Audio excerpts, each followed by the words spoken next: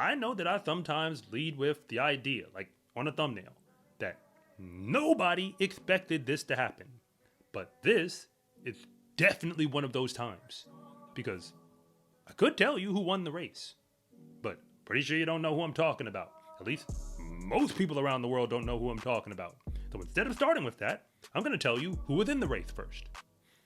Christian Coleman was on the starting line, and he was a headliner. We know this because when the meet started, the announcers, remember I said when the meet started, not when the race started. The entire meet, because the men's 100 was the grand finale of the broadcast. All the way at the beginning.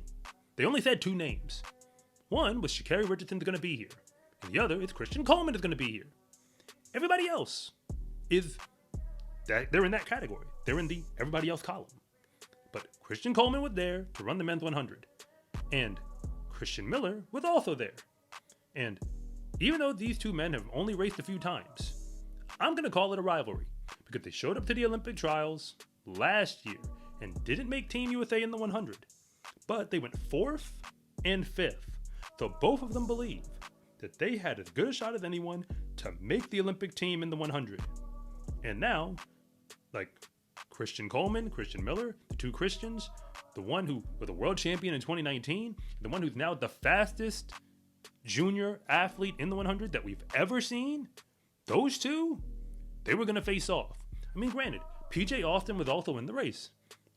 And if you know who PJ Austin is, like, no, he hasn't made Team USA, but he's fast. And I kind of looked at the starting list and said, all right, maybe he'll be a spoiler. But when the gun goes off, I had no idea that he was going to go like that. Because Christian Coleman didn't have the best start, but he had a better start than Christian Miller. And PJ Austin didn't really threaten at any point like he was going to win. So Christian Coleman gets out. Eventually, Christian Miller runs him down. And I'm like, all right, well, it's looking like Christian Miller's going to win this one. Which, for the record, I'd seen this movie before. It's the exact same movie we saw at the Tom Jones Memorial a few weeks prior. Because both men were there, running in an Olympic development section of the 100. Christian Miller runs past Christian Coleman at the line. But the same way that Christian Miller didn't win that one, and that means Christian Coleman wasn't even in second, he was in third or beyond. That's exactly what happened again. Because the man who won the event was Hiroki Yanagita. Hiroki Yanagita of Japan. He won the men's 100 meter dash. So, how did that actually happen? I mean, he ran 10.06 from what I can tell on the boards, which is not all that fast. I mean, again, there's weather factors and so on. And again, the clock is less important. And also, I get it, the training cycles, international travel, like we can come up with all these reasons. But these are professional races. This is Continental Tour Gold, which is allegedly a big thing, even though most people don't really pay attention all that much. The races are really more important based on who's in them than they are for the stakes of the race itself. But they do hand out prize money, so that makes it a professional event. And Christian Coleman, just being honest, the way the announcers talk, he was supposed to win. So, I've said it before on this channel, like we've had this conversation about the men's 100, because last year, Christian Coleman was running in very good form. Allow me to clarify. At the Olympic trials, in the prelims and the semis, Christian Coleman was looking like that man.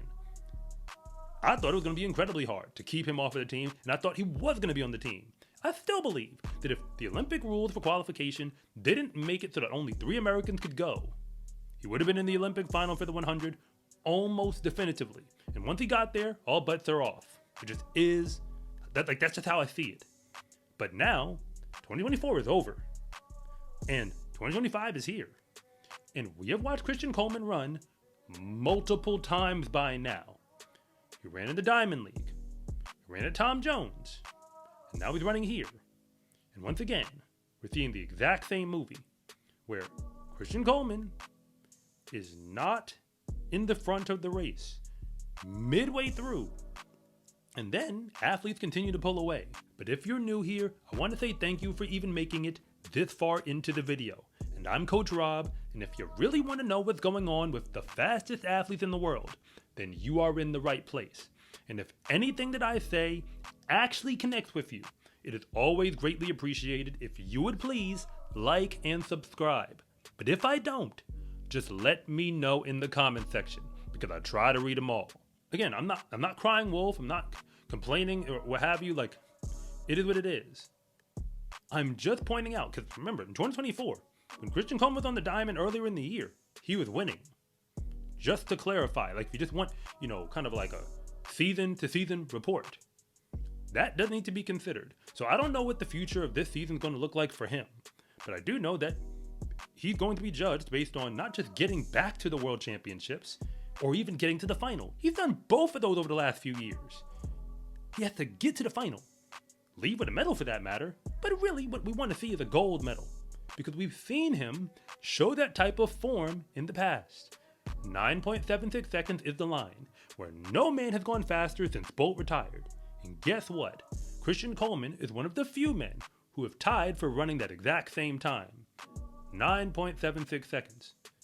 And when we move over to Christian Miller, I mean, with him, it's a little bit different. He's kind of playing with house money because he's young and he's new to the pro circuit. So we don't really know what to expect because he doesn't have a prior history to go off of. Right now, he gets to kind of run off of phenom energy. But as a phenom, the last 2 times I saw him face off with an athlete of Christian Coleman's caliber, even though the race did not go his way early, he continued to stay with the plan, run all the way through the line. By the time he gets there, he has edged him out.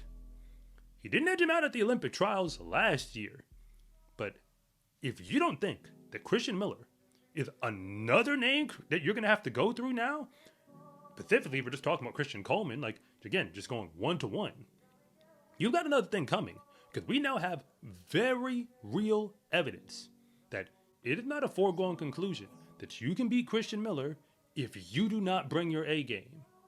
But I still need to go back to Hiroki Yanagita. Again, I apologize if I'm saying the name wrong. The reason why I have to go there is because if these are professional races and the races actually matter, he just won a professional race. And I didn't know who he was before. But it's going to be real hard for me to forget. Because when you beat a former world champion, the fastest junior, in history, even if you're doing it on home soil, that is a big deal. And even though it's less about him, it's more than a professional scene. In pro track and field, everybody who's actually out there is fast. There's nobody on a starting line in these races, for the most part, where even though you don't know their name, there's a reason why they're in that race. And because that is true, you're going to have to bring your A game every time that you step out there. Because the reason why we have different tiers and how we see the sprinters on the world stage, we don't just hand it out just because of the worlds.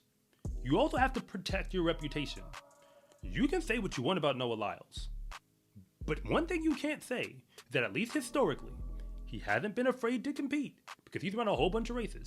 Indoors in the 60, outdoors in the 100 and the 200, even though he's slowed up on his diet of competing over the last few years specifically. But when he does, he generally speaking gives you a competitive race. The only way you're going to beat Noah Lyles is you're going to have to run your best. At least for whatever you have on that day. I'm not saying that the other athletes aren't trying, but we create a lot of different narratives around athletes, and those narratives normally sound something like this. They're at certain places in their training, they might be jet lagged, or their legs are loaded from a training block, or like all of that is real. But the races are also real, and it's the only thing we have to go off of. And typically speaking, when you have a race plan that doesn't get executed the way you would have hoped, if it happens one time, we might call it a situation or something that just happened. It might be like a freak moment. But when it happens 2 and 3 times, that is not an accident anymore. It's not just a moment. It's not just something that happened. This is a thing. It's a thing that needs to be addressed. And it ain't going to get addressed overnight, because it's going to take very real training to fix that problem. At the Olympic trials last year, Christian Miller and Christian Coleman, both of them didn't make the team. And they didn't make the team, if you look at how those races were executed, for a very specific reason. Christian Miller was fast. He just wasn't fast enough. He wasn't fast enough in the beginning, and he wasn't fast enough in the end. But he was good enough to make it competitive. And that's what we just saw in this race. Christian Coleman was fast enough in the beginning. He just wasn't fast enough in the end. And if he's accelerating through his races, or practicing or working on different race structures, that might be fine. However, at the end of the race, at the Olympic trials last year, people got away from him. And that is exactly what happened again multiple times this year. I know there's time for them to change it, and I totally understand that part. But things are going to have to change, and fast, because the USA Championship meet is going to be here sooner than you know it. And even though Noah Lyles has the buys of the world, which technically gives an extra spot to somebody, those spots are going to be incredibly hard to get, because if you've been paying attention to Grand Slam track by now, then you know what form Kenny Bednarek is in. He already just took a spot for the Paris Games in the 100 and then made the final. But this year, it's basically looking like a lock that he's going to be there at the Worlds. So you can kiss that spot goodbye. Everybody's running for the last two spots. If that is what you want, then you're going to have to earn it. Because although Hiroki Yanagita is not going to be there at the USAs, a whole bunch of other fast men actually will. In the sport of track and field, race day is honestly the easy part, because all of the real work gets put in when nobody is watching. When you wear every day is training day gear, you can let the whole world know that your success in competition is not an accident. Order yours at scarecruiting.com/shop or use the link in the description below, and it always comes with free shipping. It's a huge support to me and this channel, so I can continue to make you more content like this. And remember, it is always greatly appreciated if you would please like and subscribe.